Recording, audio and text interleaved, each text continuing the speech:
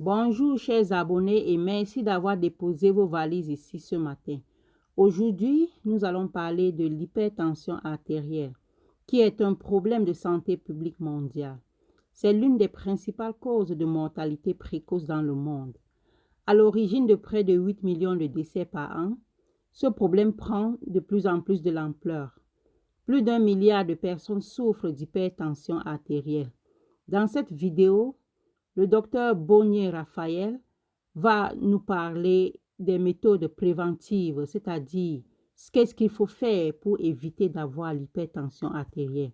Si ce contenu vous plaît, n'hésitez pas de vous abonner, de commenter, de partager et surtout de liker. Quels sont les secrets pour ne pas avoir l'hypertension artérielle? Autrement dit, quelles sont toutes les méthodes préventives que vous devez déjà avoir pour ne pas développer l'hypertension artérielle? C'est important. Mais avant ça, je vais d'abord vous dire pourquoi est-ce que ces méthodes, ça ne fonctionne pas beaucoup chez nous. Premièrement, c'est qu'on ne connaît même pas.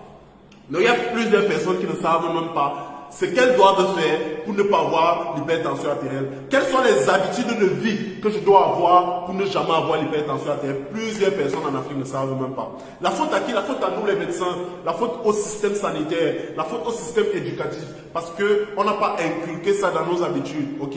Il n'y a pas beaucoup de médias qui en parlent. Il n'y a pas beaucoup de campagnes là-dessus. Ok? À grande échelle. Il n'y a pas de campagne adaptée aux langues maternelles de certaines personnes dans certains villages qui ne comprennent pas les langues nationales. Okay? Donc, il y a tous ces problèmes qui font en sorte que, voilà, cette médecine préventive n'est pas bien mise sur pied. La deuxième chose, c'est qu'il y a des personnes qui ont ces informations, mais n'arrivent pas à mettre en pratique. Et là, c'est un problème. Et quelles sont les causes?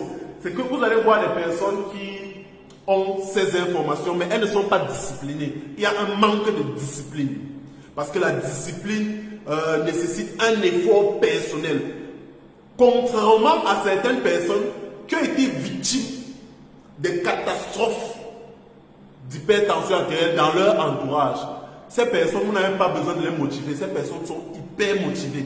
Lorsqu'elles ont vu un parent, un voisin, victime des complications de l'hypertension artérielle, notamment le chef de file qui est l'accident vasculaire cérébral, l'AVC, ces personnes-là changent radicalement de comportement, viennent même consulter alors qu'elles n'ont rien, ok? Et c'est rare quand même chez nous en Afrique. Donc la première chose, c'est que ces personnes-là ne sont pas indisciplinées. Il y a d'autres qui ont ces informations, mais elles sont trop occupées par leurs activités professionnels. Donc vous voyez, quelqu'un travaille du matin au soir, il s'oublie.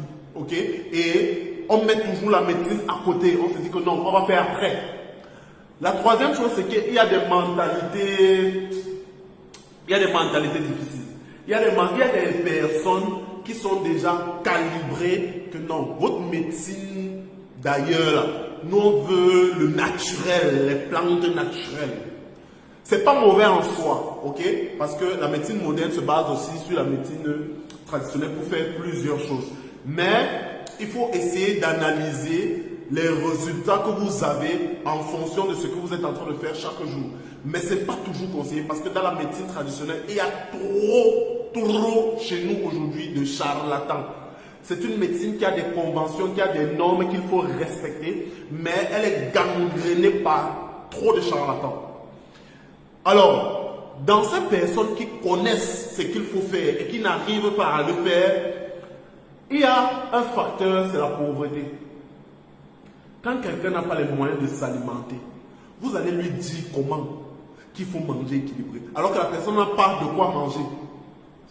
La personne est stressée au quotidien pour chercher de quoi survivre. Donc c'est très difficile pour ces personnes-là de mettre des mesures sur pied pour contrecarrer l'hypertension artérielle. Ok?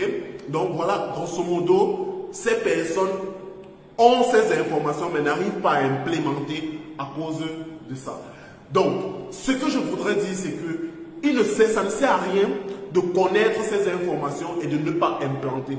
Ok? C'est même plus grave. Vous comprenez? Donc, quelles sont donc ces informations? Qu'est-ce que vous devez faire chaque jour afin d'éviter d'avoir l'hypertension artérielle? La première chose que vous devez retenir, l'arme la plus importante réside dans votre alimentation. Mais qu'est-ce qu'il faut faire dans l'alimentation? Ok? Il y a principalement une chose.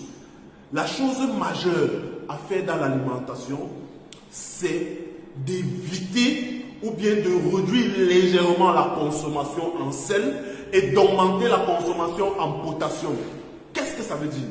Il y a certaines personnes qui mangent trop salé, qui mettent beaucoup de cubes dans la nourriture, qui mangent beaucoup les grillades avec beaucoup de sel sur ça, de manière répétée chaque jour.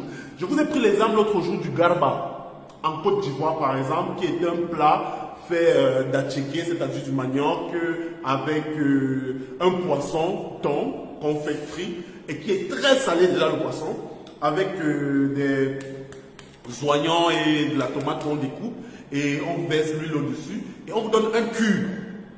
Ok? Et le cube, vous voulez saupoudrer le cube sur l'alimentation. C'est très mauvais.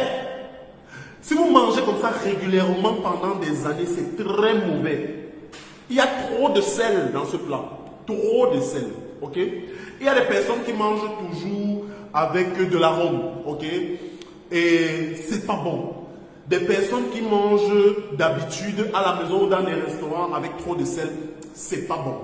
Par contre, un peu plus de potassium que la normale, ça va. Et le potassium se retrouve dans quoi? La plupart des fruits, ok, la banane, les légumes. Et quand vous mangez ça, ça permet de baisser la quantité de volume sanguin. Ça veut dire que la pression va baisser parce que la quantité de liquide dans le sang baisse. Et c'est important pour l'organisme à long terme. Donc, réduire la charge salée, augmenter la charge potassique est important pour la santé. C'est très important pour la santé. Ok? Maintenant, il y a une nuance. On ne dit pas qu'à la maison, il faut réduire totalement le... Non. En général, il y a chez nous en Afrique, on peut parler avec le cube et le sel. Il faut enlever le cube. Le cube, c'est 3 fois le sel. Vous comprenez? Donc, voilà, la nourriture normale doit avoir le sel. Le sel, à une certaine proportion, est bon pour la santé parce qu'il faut toujours du sel. Sauf qu'il faut réduire par rapport à vos habitudes quotidiennes. Même si ça impacte le goût, il faut qu'il y ait un goût, ok? Mais il ne faut pas mettre du cube, il ne faut pas mettre des arômes, il ne faut pas mettre... Vraiment, c'est trop, ok? Donc, peu salé. Augmenter la charge potassique avec les légumes, avec...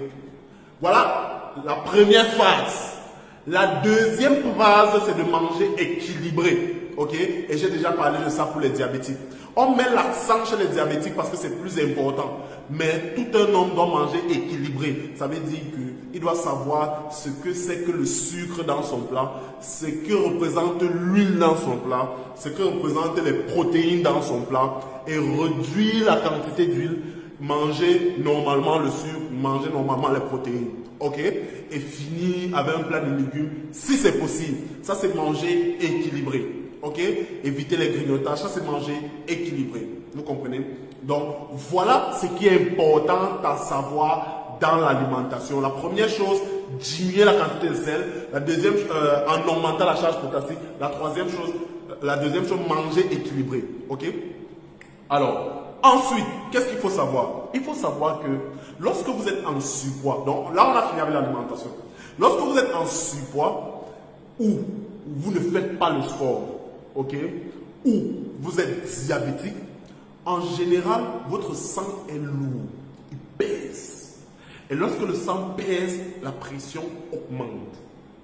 Ça veut dire que avec les armes que vous avez, à savoir l'alimentation dont on a parlé et les efforts physiques, vous devez baisser votre poids par rapport à votre taille, ok? Et vous devez prendre conseil chez un médecin. Et également, si vous êtes diabétique, le diabète doit être équilibré. Parce que quand le diabète est déséquilibré, le sang pèse et ça augmente la tension. Vous comprenez? Donc voilà, le deuxième tiroir, après l'alimentation, vous avez le sang qui pèse, tout ce qui fait peser le sang, la sédentarité, le manque de sport, l'obésité, ok, et le diabète. Ensuite, qu'est-ce qu'il faut faire d'autre? Alors, il y a ce qu'on appelle l'alcool et le tabac. Le tabac, vous devez un peu fumer. Si vous êtes tabagique chronique, il y a des stratégies, ok, pour ne plus fumer. Donc, il y a des stratégies bien précises pour faire en sorte que vous ne fumez plus. Si vous êtes alcoolique aussi, ok, chronique, si vous dépendez de l'alcool, on peut faire en sorte que, avec un bon suivi, vous puissiez ne pas être dépendant de l'alcool. Par contre, on ne dit pas que l'alcool est totalement mauvais, c'est la quantité, ok, et la qualité de l'alcool que vous buvez. Un verre de vin rouge après chaque repas à midi est très bon pour le cœur, c'est très bon pour le vaisseau. Les vaisseaux sanguins, ça nettoie, ok. Et voilà ce qui est important à savoir dans l'alcool, vraiment réduire les quantités, boire l'alcool de façon occasionnelle. Si vous êtes un grand buveur, arrêtez le tabac, ok. Je vais terminer par un autre élément, le stress. Le stress. Certaines personnes ne savent même pas qu'elles sont stressées au quotidien. Donc, quand on fait une analyse diagnostique, on se rend compte qu'il y a trop de stress chez ce monsieur. Alors, on dit généralement qu'il faut combattre le stress, mais c'est en l'air. Qu'est-ce qu'il faut faire concrètement pour combattre le stress? Premièrement, il faut reconnaître qu'on est surchargé de travail ou bien qu'on est surchargé d'autres choses. Deuxièmement, il faut organiser toutes vos journées. Une personne qui est bien organisée n'est pas stressée. Il y a des postes de responsabilité ici, dans la société, que lorsque vous n'êtes pas organisé, lorsque vous perdez 1 heure de votre journée, tout s'écoule. Et si vous n'êtes pas organisé, vous allez devenir fou. Si vous n'êtes pas organisé, vous allez devenir fou. Donc, l'organisation passe par quoi? Le listing de tout ce que vous devez faire et le classement en charge. Qu'est-ce qui est important? Qu'est-ce qui n'est pas important? Ok? Quelles sont les charges urgentes importantes? Quelles sont les charges non urgentes mais qui sont importantes? Ce sont ces charges-là qu'il faut planifier dans vos différents postes de responsabilité. Donc, il faut être vraiment organisé. On sait qu'on arrive au boulot, on fait d'abord ceci. C'est ça qui est le plus important. Ok? Pas comme certaines personnes qui font ceci, sont un peu perdus. Ils travaillent uniquement dans l'urgence. Donc, c'est quand le dossier s'y vient qu'on traite. C'est quand notre dossier vient qu'on traite. Non. Il faut être très organisé. Il faut identifier vos sources de plaisir et s'accorder une bonne partie de plaisir. Bon, je vais dire des périodes de détente 1 fois par semaine. Ok? Mais il faut connaître qu'est-ce qui vous détend le plus. Le sport est important pour le stress, mais également pour d'autres choses qui contribuent aussi à la tension. Donc, voilà le 3e élément, c'est le stress. Et le 4e élément, c'est l'activité sportive. Vous devez avoir une activité sportive régulière. 3 fois par semaine. 2 fois par semaine, ce n'est pas déjà mal. 3 fois par semaine, c'est bon. Ok? Au moins 30 à 45 minutes. Vous comprenez? Parce que là, ça agit partout. Lorsque vous faites le sport régulièrement, au moins sur 6 mois, votre fréquence cardiaque baisse. Le cœur commence à battre lentement. Ça baisse votre tension. Les vaisseaux sont élastiques. Ça baisse votre tension. Le mauvais cholestérol disparaît. Le sang est moins lourd. Ça baisse votre tension. Ça vous évite d'avoir l'hypertension artérielle. Et même s'il y a une cause qui vient avec l'hypertension, elle sera très basse. Donc lorsque vous appliquez ces mesures, même quand l'hypertension arrive, parce que vous pouvez appliquer toutes ces mesures et chez certaines personnes, ça arrive, oui, parce que ces mesures sont là pour baisser la probabilité. Ok? Et même si ça arrive, ça ne va pas s'élever comme chez d'autres personnes. Et vous serez à même de mieux contrôler cette hypertension artérielle. Ok? Maintenant, ayant ces informations, on a parlé de l'alimentation, charge potassique. Il faut baisser la charge du sodium, la charge en sel. Il faut augmenter la charge potassique. Il faut manger équilibré.